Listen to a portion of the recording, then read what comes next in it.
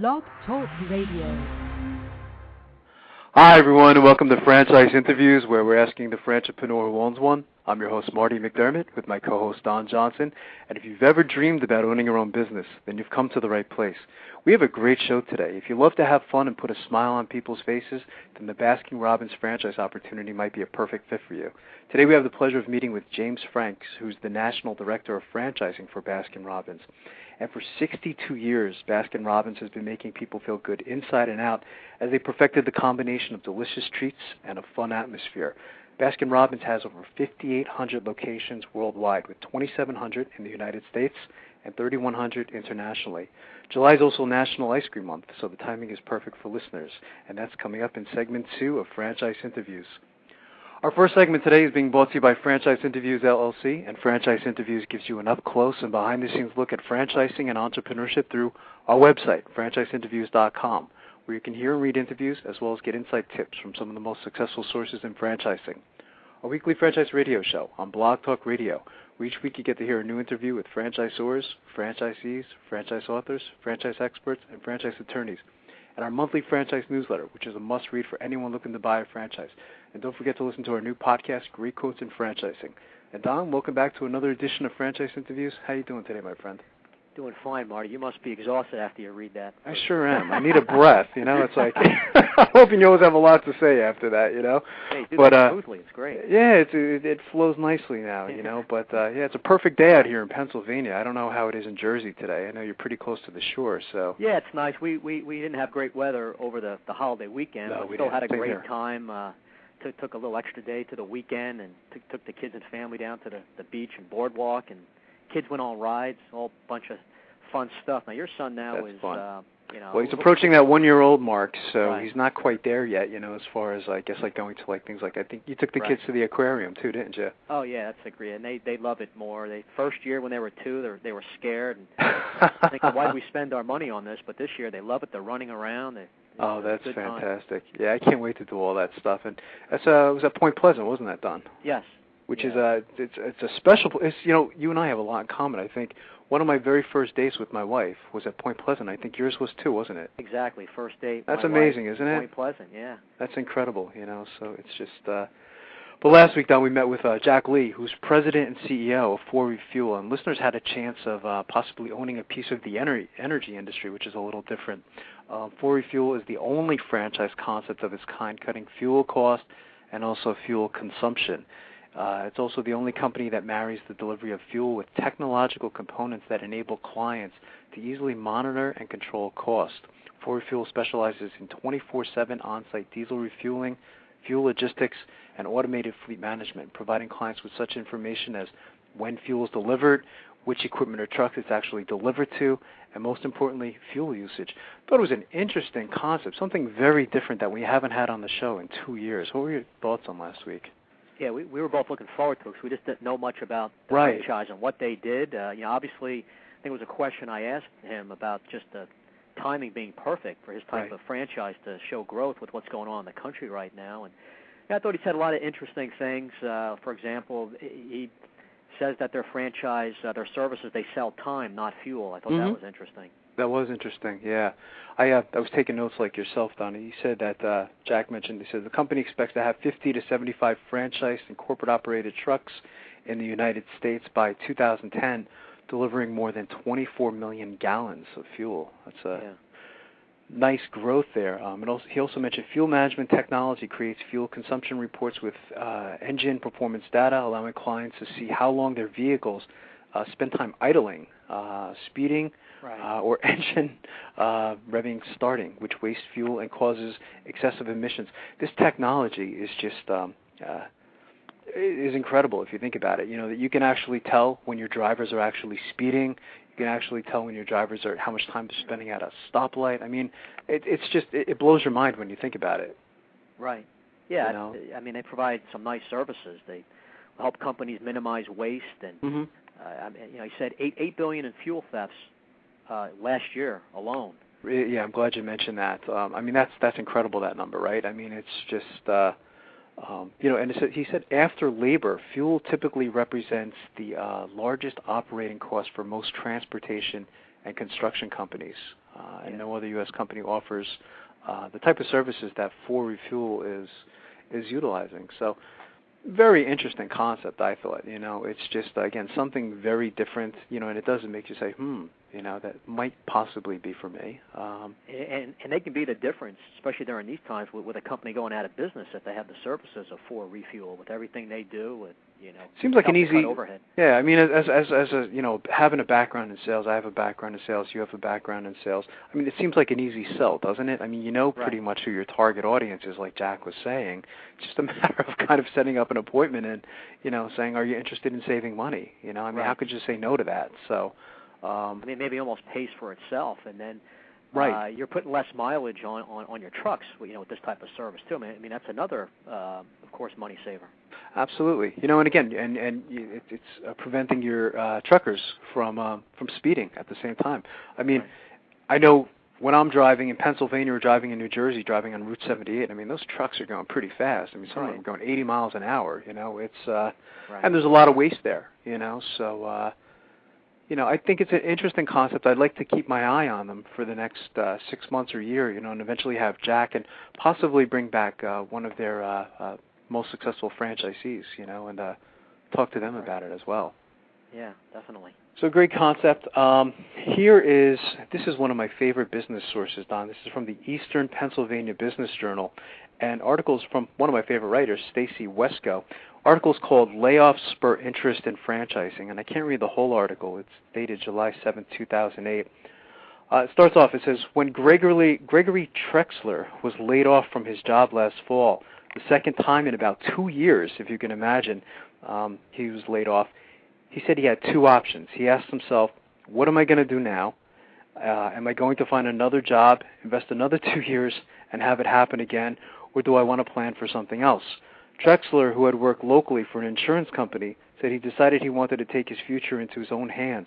His wife, Danielle, quit her job, and they invested in Java's Bruin franchise, which I think we're both familiar with. Right. The couple opened the eatery in April on Broad Street in Bethlehem, and I actually know where that is. It says growing interest. Trexler was far alone in making such a decision. Unemployment is up in Pennsylvania and across the nation. In May, the unemployment rate rose nationally from 5% to 5.5%. In Pennsylvania, it rose from 5% to 5.2%. The highest number of people finding themselves without a job has led to a greater number of people looking to invest in franchises.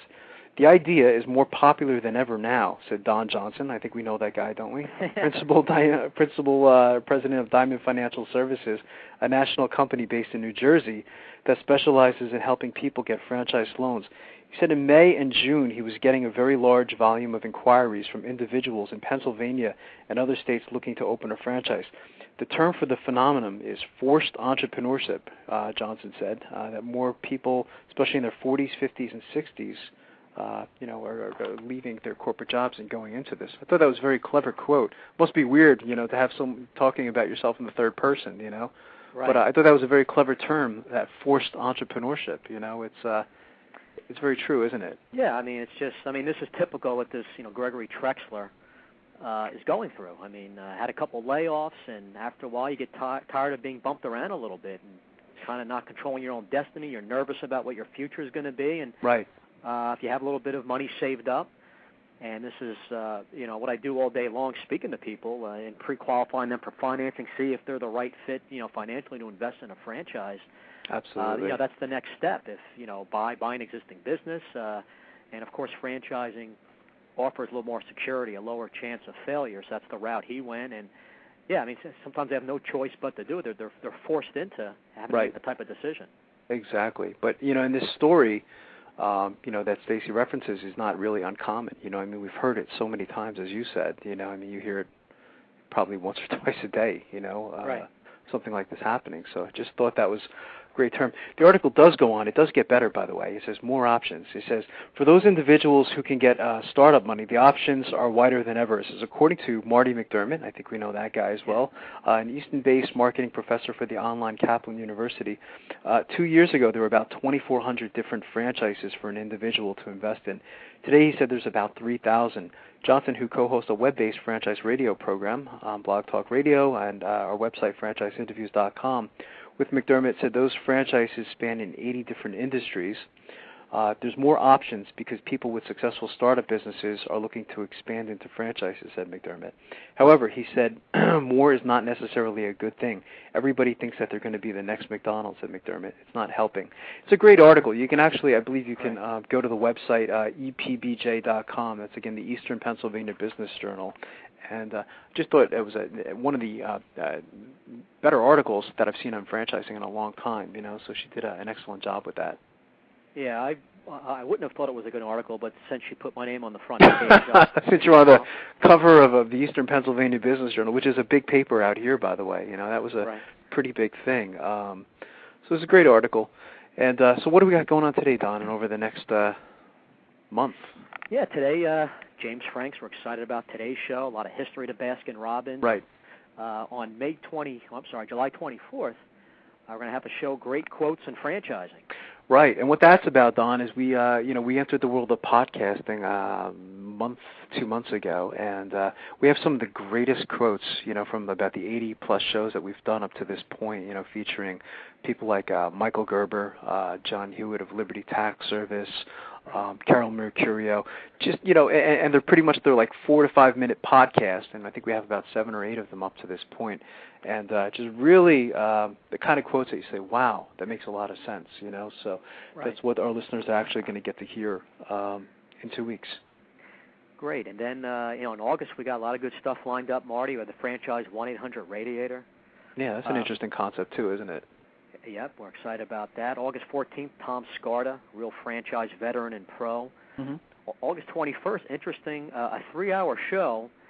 It's going to be about authors that we've had on prior shows, including Michael Gerber, Joe LaBava, Julie Bennett, Joe Matthews, 4 authors, really. So some pretty big names, yeah. And those authors were fantastic, weren't they? Imagine to get to hear the opportunity to get to hear, I think it's about 6 or 7 of them, authors at one time. Like, picture them in one room.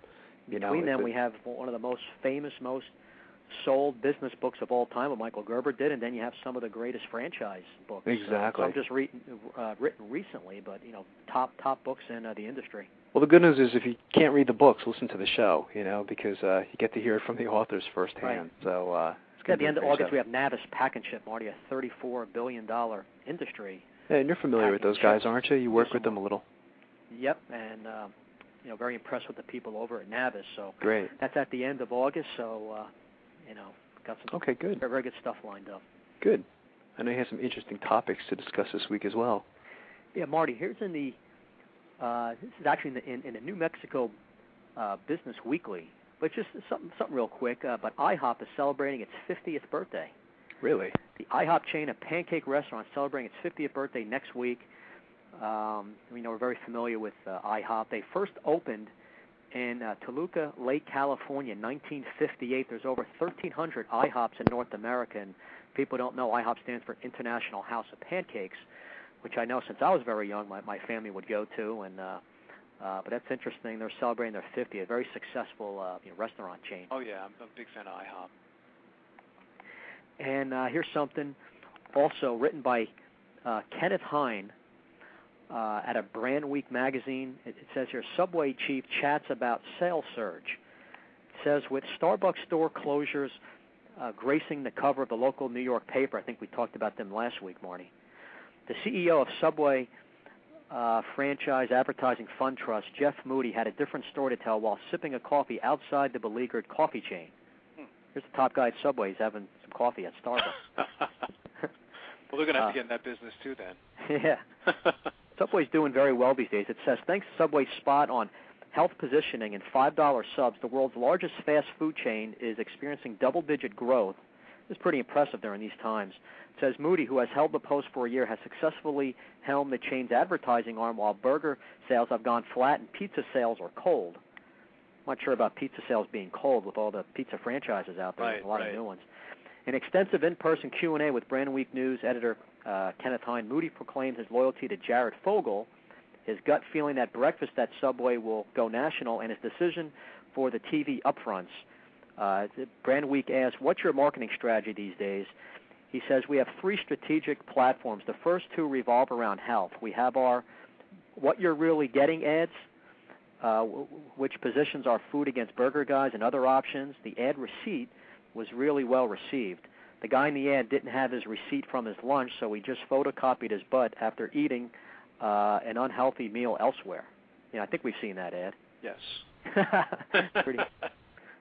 The second part, of course, is Jared Fogle, who's been with them, I guess, going on 10 years. The big news of this is the 10th anniversary of Jared losing the weight. Losing weight is hard, and keeping it off can be even more difficult. So we're doing a program called Tour de Pants. Instead of Tour de France, it's the Tour de Pants, which kicked clever, off. isn't it? Yeah, they come up with interesting kicked stuff. off in Times Square right after the Super Bowl. The pants he used to wear, that he's used as a prop, will be retired this year and put in a museum for advertising icons. These are the pants he had on when he reached his max weight, and I've seen it a lot in commercials. We did some advertising. We called it Jared Peeps. It was Jared with all the famous people he has appeared with over the years and put it into a montage scene where they congratulated him on his 10 years. Wow, that's fantastic, isn't it? Yeah, that's great. It's a great story. I know you've read the book. I've read the book on Jared losing all the weight. It was such a motivational and inspirational story. I really want to have him on the show, in the near future. So, Jared, if you're listening, call us up. We'll get you on the show. Yeah, definitely. And then the third thing, which he talks about on how Subway is positioning their advertising campaign, he says value. Value is a huge factor of people in today's economy. We're in a category that has experienced explosive growth for years and has basically flattened out, so it's a share battle. We addressed it with the $5 foot-long subs. We kicked it off in March with 8 subs for $5. Some stores have elected to keep them at $5. He says it's done well for them, so that's a little bit of what Subway's strategy has been lately that's doing well. That's great. And what they're going to be doing. Right. Here's something very interesting, Marty. Some Virginia news out of a website, enrich.com. I guess it's based out of the Richmond, Virginia area. It says, minding your own business. Franchising lures motivated buyers with mix of independence, support, written by Iris Taylor from the Times-Dispatch. It says, Oliver Hecht is a corporate dropout. Just 3 months after getting laid off from Circuit City in June of 2007, he purchased a Handyman Matters home improvement franchise and struck out on his own. He hasn't looked back. Nor have Betsy and Bo Dabney. They both worked at Capital One Financial Corp. Bo wanted to get out of the corporate world. He says it was not a good fit. The Dabneys bought a Virginia barbecue franchise and opened in 2006 in the Lakeside area of Henrico County. Hecht, who lives in Richmond, and the Dabneys of Ashland are part of what franchise experts say is an unprecedented growth spurt in the industry over the past decade. From 2001 to 2005, the number of franchise establishments jumped 4.3% annually, and jobs in those businesses grew 3% annually, according to the IFA out of Washington, D.C. The economic downturn may hurt some franchise operation experts say. Financing is tough in the wake of the credit crunch, and starting a franchise requires capital plus hard work and a willingness to play by the rules. And they're right about financing. Obviously, it's tougher. It's my business.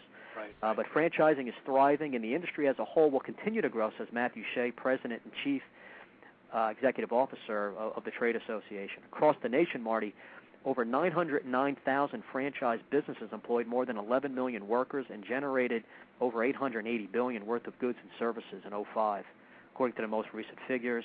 In Virginia, about 26,000 franchise businesses provided almost 337,000 jobs, paid employees over $8 million, and produced goods and services worth $27 million in 2005. Here's an article talking about how franchising is helping the Virginia economy. A total of 49 franchise systems are based in Virginia, according to FranData, Franchise Information Service, organized in Arlington County. Darrell Johnson, President and CEO of FranData, said the big industry story is a flurry of new concepts and diversification with franchise sectors. That's something we're always talking about. Mm-hmm. Gold's Gym and Bally Total Fitness, for example, are household names in the franchise industry's fitness sector. During the past few years, the segment has specialized and expanded. There's Nifty After 50 now. You ever hear of that franchise? I have. Nifty After 50? No. A California exercise studio for older adults launched in 2006, and Anytime Fitness in Minnesota, a co-ed facility that caters to people who want to exercise in the wee hours or anytime in a safe environment. The franchise was started in 2002, operates 24/7 every day of the year. It's pretty interesting. And the article goes on, Mike, talks about the challenges, costs, and advantages of a franchise. Economic uncertainties have made it harder to get into a franchise, Johnson said. Banks have tight lending requirements in the past 12 months, making it tough for prospective franchises to access capital. The total initial investment can range from $20,000 for the smallest franchise venture, say a kiosk, to over $6 million for a hotel franchise. Franchise owners also pay royalties, an average of 6.7% of gross revenue, according to the IFA. It's a big reason on why the whole franchising process works is paying royalties. Right. Franchisees get an operating manual and training and support, including marketing and advertising guidance. In return, they pay recurring fees and royalties. They must follow the sometimes restrictive rules and often changing methods of the franchisor. Operating a franchise is not for everyone, something we always talk about, and owning one is not a guaranteed path to quick riches and early retirement, says franchise attorney Eric Perkins of Herschler Fleischer, PC out of Richmond. Right. A primary cause of franchisee failure is that in any new business relates to cash flow problems. Franchises are required to provide estimates of startup expenses and required capital, but they are not required to provide revenue estimates. Well, and that's the advantage of franchising too, Don, is, as opposed to just starting a business from scratch. The franchisor knows what those costs are actually going to be. So, right. Absolutely. It says going on, given the risk involved, very few franchisers offer any indication as to how much revenue you should expect to generate as a franchisee. Conservative budgeting and adequate financing are essential to the long-term success of new franchisee. Next part, it goes into the costs. Bo Dabney of Virginia Barbecue warned of unexpected expenses. Construction costs are always going to be higher, he says.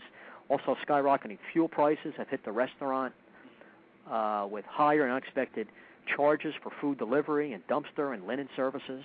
Yeah, I think we mentioned that last week too, didn't we? Right. Chinese restaurants and all these other pizza delivery services actually raising their prices.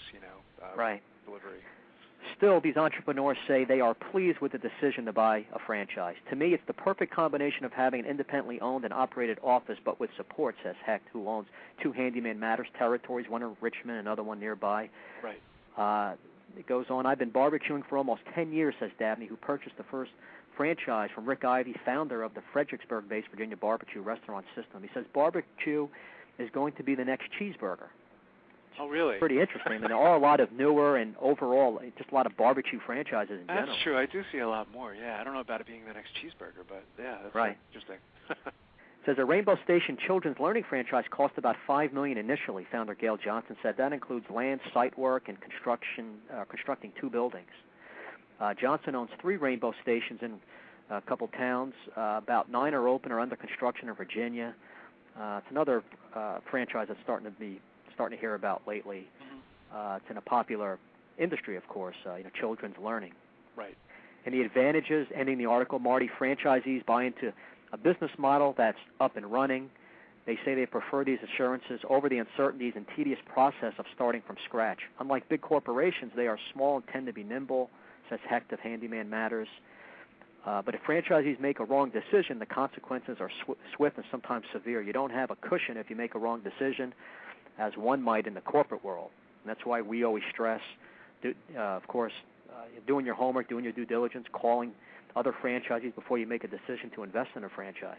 Almost definitely. Rainbow Stations Johnson, I keep quoting her because of her last name. I like That's it. That's what I thought. I kind of thought. Starting a franchise involves hard work and delayed gratification and is expensive. Sometimes you feel like you've hit a brick wall.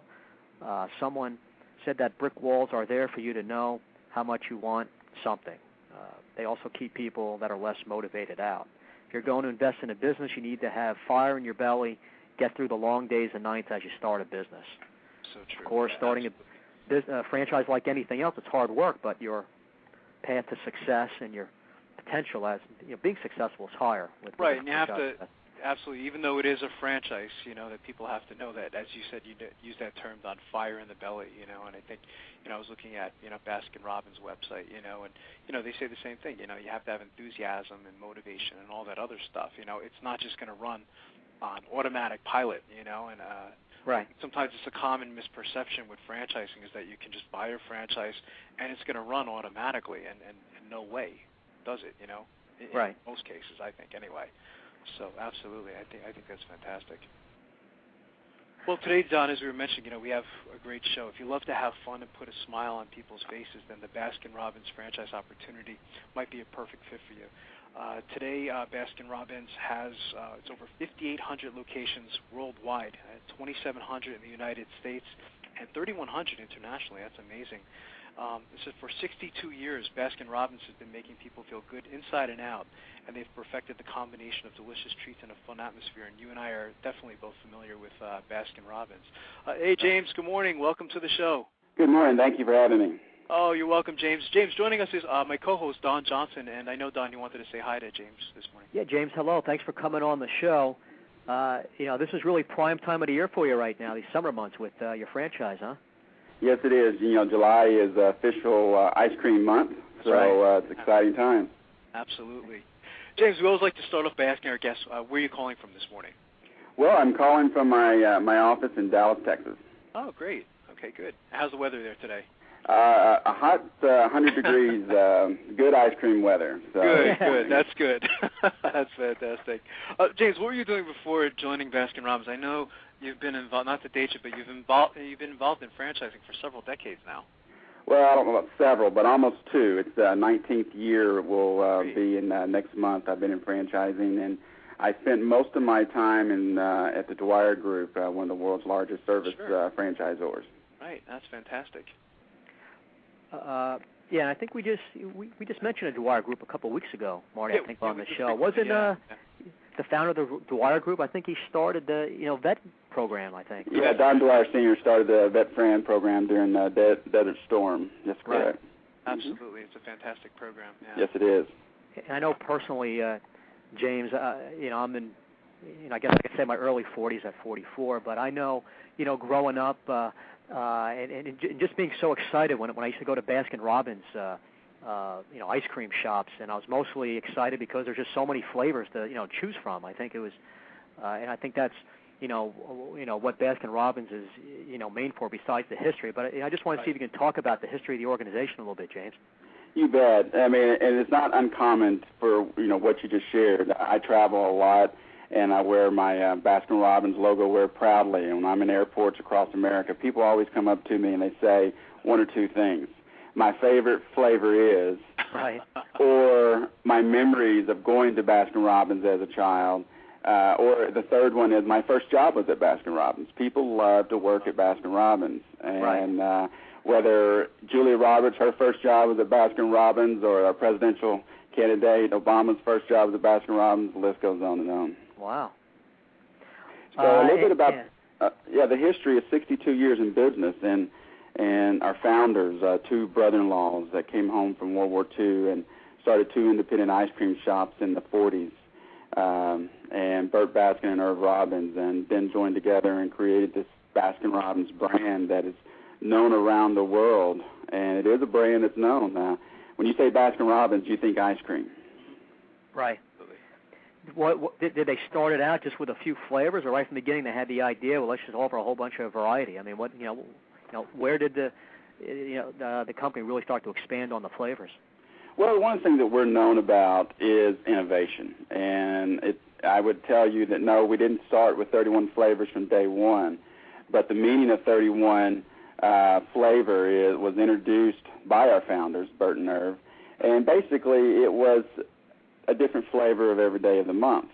But the truth is we have over 1,000 different ice cream flavors in our library of flavors. Wow. So at different times of the year, we bring back seasonal favorites like in peppermint in the holidays, or it could be pumpkin.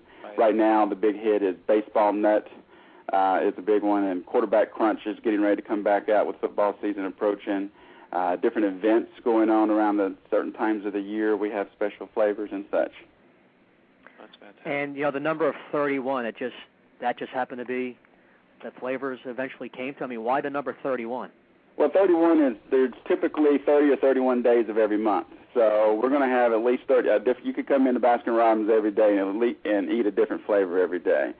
So around the world, and we're known people will call us Baskin Robbins, they'll call us 31 flavors or whatever the case. And that's one of the exciting things. You said about when you were a child, you used to go in in our stores today, nothing gives me more joy when I go in and I see young kids and adults alike step on those little step rails that we have in front of our new stores, and their eyes just glare at the case of flavors and flavors that we have in there. And they're able to sample those flavors until they find the flavor of their choice as well, with our pink spoons that have been around since the early 50s. Did you know that, Marty, that number 31? I never thought that it was the total days in a month. I did. Well, I actually researched it, though, before the show. Irv Robbins also had this great quote, James. He says, "Not everyone likes our flavors, but each flavor is someone's favorite." I thought that was very clever. It's just... and that's exactly correct. And it's even like, this year we rolled out soft serve ice cream in about 1,100 of our stores in the U.S., and the rest of the stores are getting it next year. And because that's what Baskin Robbins, the family can go in and they want soft serve, they want mint chocolate chip, they want a shake, whatever the case may be, they have that flavor. Yeah, absolutely. And you guys aren't just selling ice cream. My wife was telling me a story this morning, James, similar to Don's. It's really going to Baskin Robbins is an experience, like Starbucks is an experience, So it's not just a product that you're selling of ice cream, it is. It's just those wonderful memories. Yeah, I will tell you a story that I was told by one of my team members, and it's real quick, but one of our newest franchisees that is opening 4 stores shared a story with our franchising manager that one of the reasons that she was so excited to take Baskin Robbins to her neighborhood was that she grew up with the brand, and she has the memories of when her grandfather used to take her to Baskin Robbins and the experience that it was. And she wants to provide those type of memories in her local neighborhoods. Yeah, that's a great story. Absolutely. Yeah, and it's of course, a feel-good franchise. You're making people happy. Who's not happy walking out, eating ice cream? It's true. Yeah, I tell people, I say, good thing about our business, our consumers are either already in a good mood when they walk in the door, or they're about to as soon as they taste that first lick of ice cream. That's right. And that's why it's a fun place for young adults to work and adults, because it is a fun atmosphere. Right. There's probably very, little to no complaints by the consumer. Who's going to complain? They feel they might have got a half scoop instead of a full scoop. There's little to no complaints. Well, there is still, there is things that you have to do, and that's one of the great things about our training. We probably have one of the most comprehensive training programs for our franchisees around the country. So you won't, just like, you have the quarter pounder and it's got to have a quarter pound of meat on it. We have a certain amount of scoop that it has to have that right amount. And just like mint chocolate chip has to taste the same in Dallas as it does in Chicago, as it does in Korea. Right.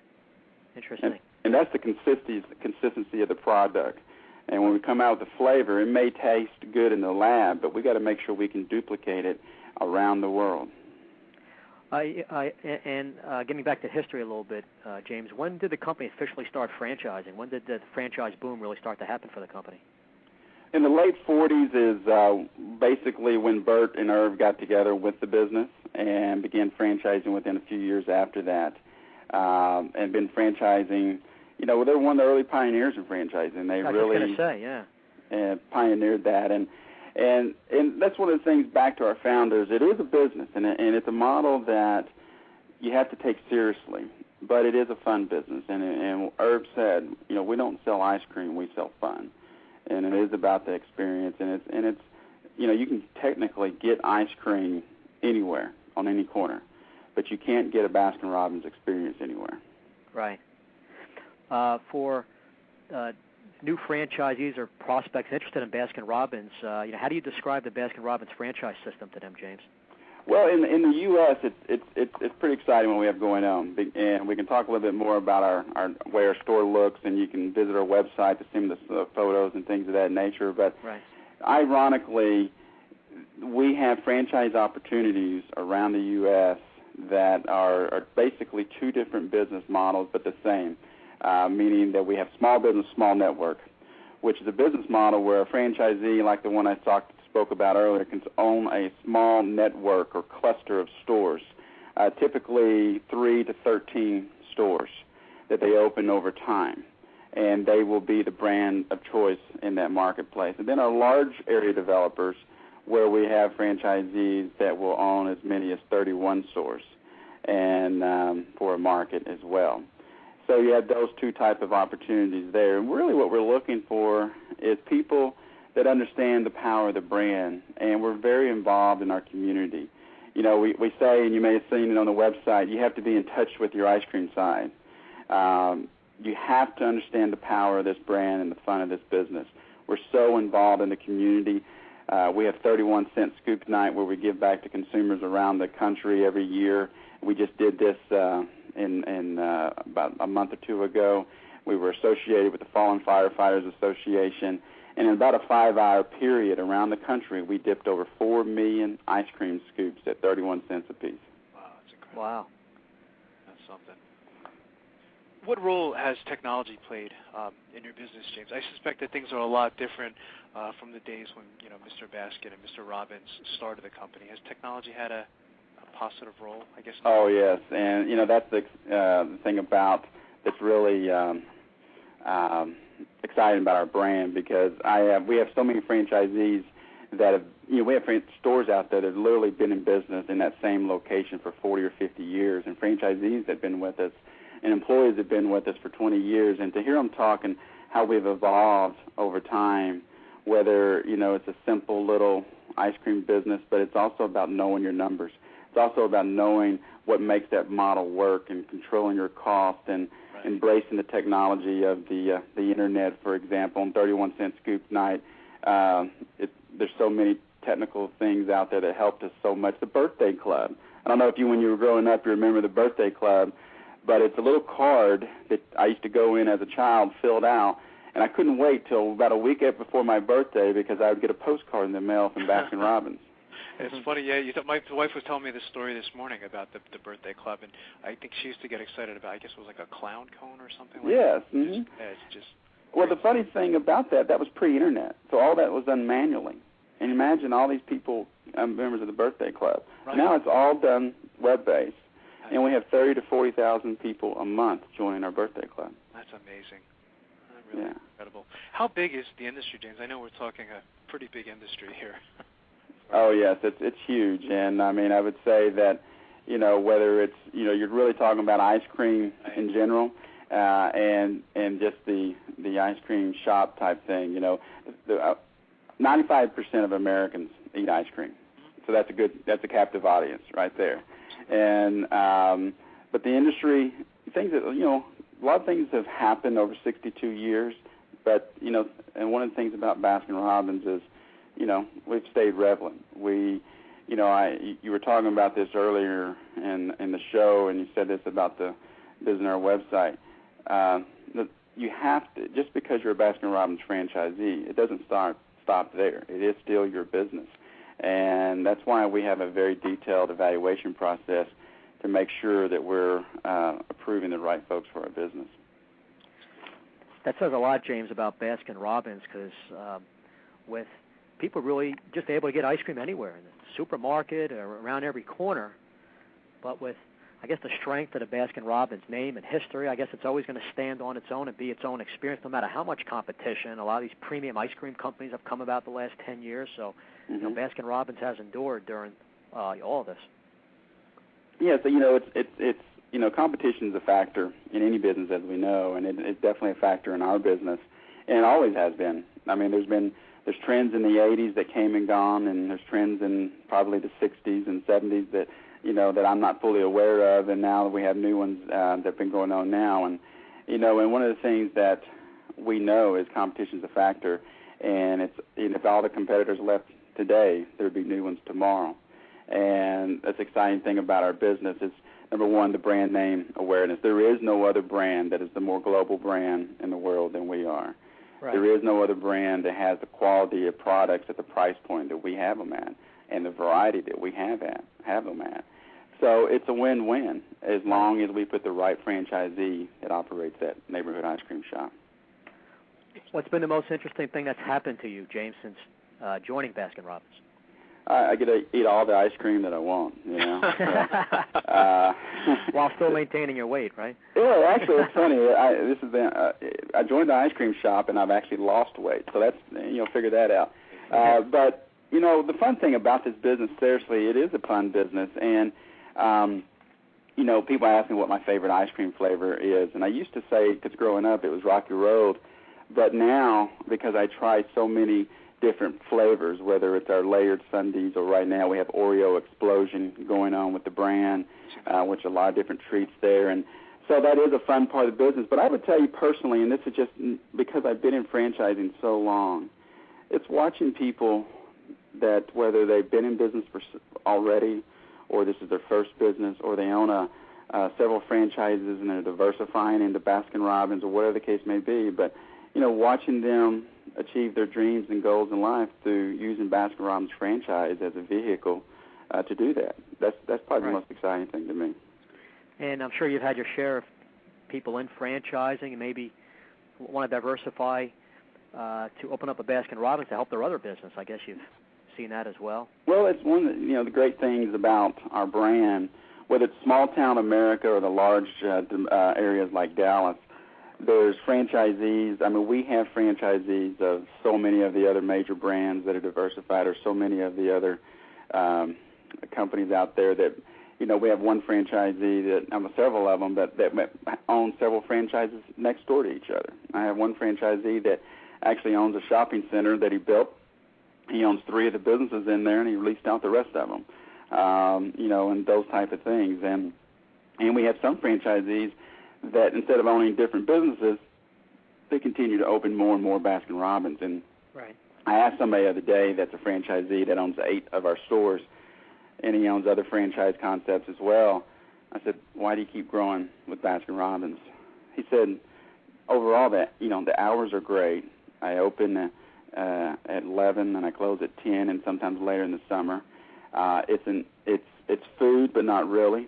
So it is definitely food, but there's not a lot of preparation. Ice cream comes ready to go. And so there's not a lot of prepping and getting the store ready and things of that nature. And it's just a fun business. It's easy. Overall, it's easier for him to execute than maybe some of his other concepts. Right. Yeah, it's interesting. What types of characteristics do you look for in a franchisee, James? Well, a couple of things is, first thing that we do before we will even officially sit down with the prospective franchisee is we have minimum financial requirements that they must meet prior to becoming a franchisee. And depending on how many units they're going to open, that may vary. But the minimum requirements is to have $100,000 in liquid assets and $300,000 in net worth to become a franchisee of our business. And we go through, we do our normal credit checks and we do the background checks and then we get into really the true due diligence of the business after they do those steps, is whether it's our interviews with them that we go through. We require them to take our franchise disclosure document and go out and meet with our franchisees and visit some stores and hang out some stores during busy times and really understand the business. We encourage them to go visit the competition. We encourage them to do research on the competition because we want to make sure that this is the right business for them. And we help them say, if somebody comes to us and they want us to write us a check today, we don't allow that until they've gone through the process. And, quite candidly, about 80% of the people that apply for franchises don't become a franchise. Right. Do you want people to have prior business ownership or sales experience? Anything specific in their background you look for? Yeah, it's very, I would tell you that sales and marketing and people, involved in the community-type backgrounds are very important. Now, it's ideal to have, understanding, P&Ls. It's ideal to understand, some human resources. We do a lot of things with franchise training and things of that nature. The larger the development agreement, the more experience in certain areas that we're going to require them to have before we will agree to award them 31 stores versus 3 stores. But I tell people, and I really learned this throughout my career and with Don Dwyer and such, is we really want people to want to work on their business not just in their business. And that's caught on a lot through franchising, but it's a very important piece of the business is if you're working on your business and you're very involved in the community and you're outreaching the community, being a part of the community, you're raising up and training new employees of that is a huge plus for the business. And you're a part of it. At Springfield, Illinois, our franchisee there, he is known as the Baskin Robbins franchisee. That's his Baskin Robbins. So it's locally owned and operated, very involved in those type of things. If you don't like people, if you don't like smiling, if you don't like training or get the right people in place to do that, then it's probably not the right business for you. You know, I had somebody tell me one time they didn't like ice cream, but they wanted to buy a franchise because it's a good business model. Probably not the right business if you don't like ice cream. Right. Well, that's a good point, James, about working on the business, spending time promoting and trying to get the word out about your store and training and things like that. When you're a Baskin Robbins franchisee, it's not like you're scooping ice cream. You have your employees to do that. There's so many important things to do to build up the business. Yeah, and don't get me wrong, we have franchisees that scoop, but my ideal situation is you scoop because you want to, not because you have to. Right. And I know you've had Michael Gerber on your show before, and that's some of the things that he talked about in the E-Myth and different things of that nature. And, passion is very important with the business, but a passion alone is not going to get you there. It's got to be the execution of the system. Right. And I would tell you that our top franchisees know their numbers daily. They know what they have to do. They know what they, and they have systems in place to for the inventory control, for the training, for everything that goes along with the business. Because just because it's a ice cream business, there's a lot that goes behind it, from site selection to lease negotiation to construction to that whole thing. Right. What's the training like, James, for your new franchisees? Well, new franchisee, one of the things that we do is about once we have their lease signed and we know when they're getting ready to open their store, the first part of their training for the shop itself, because there's other training and things that we're doing and guiding them along the way. But it's really exciting because everybody goes to Burbank, California, basically right there in the Glendale area where our brand was founded, where we have so many stores, and they go through a very intense 4-week training class. And people say when they're getting ready to go, 4 weeks, that's a long time. And it is. But it flies by, and after they get through with it, they're like, I understand why it's 4 weeks. Then they come back, and our local field team begins to work with them and train with them and help them with their employees getting that store ready and so forth. So it doesn't end after the 4 weeks. It's really just beginning. What is a typical day like, James, for a Baskin Robbins franchisee? You mentioned that I guess the store hours are from 11 to, was it 7? It's 11 to 10, unless it's like summertime, and they may stay open later on Fridays and Saturdays. Right. So I guess, James, as far as what the franchisee does during the day, I guess it's a little bit of everything in that type of business, right? Yeah, I mean, it would again, really...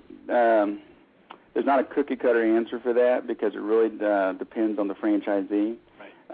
I was meeting with a franchisee the other day that only has one store, and it's a very successful store, been in his community he said just celebrated 40 years at the end of last year.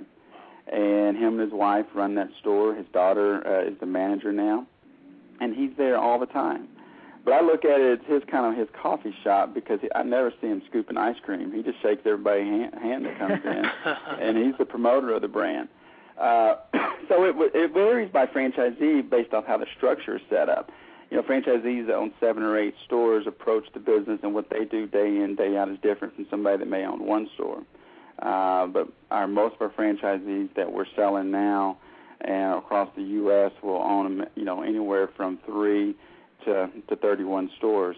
And, there's markets out there that are smaller type markets. For example, we just opened a store in Campbellsville, Kentucky, a small town of 12,000 people, a local family there that's very involved in the community. And it's just very, very exciting to see what they're doing out there. I thought it was interesting earlier, James, you mentioned about with just how how long Baskin Robbins has been around, you have many franchisees where now I guess their children are now operating. So, it's gone into multiple generations of ownership. It stays in the family. Well, I guess those are nice stories to hear. Yeah, it really is. And I think we all know that there's one of three things going to happen to any business, whether it's a franchise or not. They're either going to sell it, they're going to pass it down, or it's going to close. Right. And when you have a brand like we have with almost 6,000 stores and 2,700 plus in the U.S., we have a lot of that, meaning they will pass it on to their children. But we also have folks that this is an investment for them. And not only do they want the annual income return, but they're building equity in their business to have something to sell down the road. And that's one of the exciting things about our business is our franchisees have an opportunity to sign a 20-year franchise agreement versus a lot of them out there that are just 10. And we have a 10-year option, but a lot of them will pick the 20-year because that's a 20-year franchise agreement that they have that they can build a business up and either sell or pass on or so forth to other folks with the business. And, you're very flattered that it's working then like half the new stores that are opening across the country are coming from your existing franchisees. You know that it's working when your existing franchisees are signing up to remodel and transform their store to the new look earlier than they're required to by their contract because they're so excited about the results that it's getting. I guess obviously they're doing well. They have the money to do it and going to help their business. Because Baskin Robbins, while there's a lot of similarities from when I grew up, if you look at the stores and you look at a lot of our new stores that have been around and ones that are being remodeled, we've been known about innovation. So it's a modern day ice cream shop with the ice cream sundae station where people can sit at the bar and watch their sundaes and shakes being made, to the lower dipping cabinets where kids of all ages can put their noses on the glass and check out the different ice cream flavors and so forth. Right. How did the whole relationship with Dunkin' Donuts come about? Well, our parent company is Dunkin' Brands, which is, basically Dunkin' Brands owns Dunkin' Donuts and Baskin Robbins. So many years ago, Baskin was acquired and Dunkin' was acquired.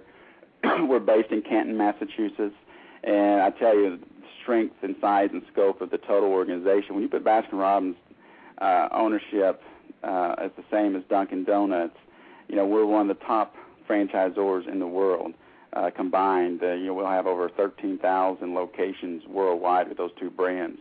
So that gives us the size and the scope of a lot of franchisors don't have out there, and that's an exciting part of the business.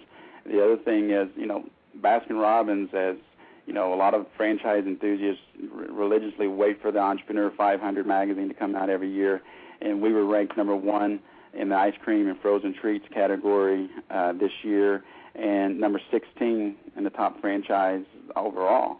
And Dunkin' was number 3 overall.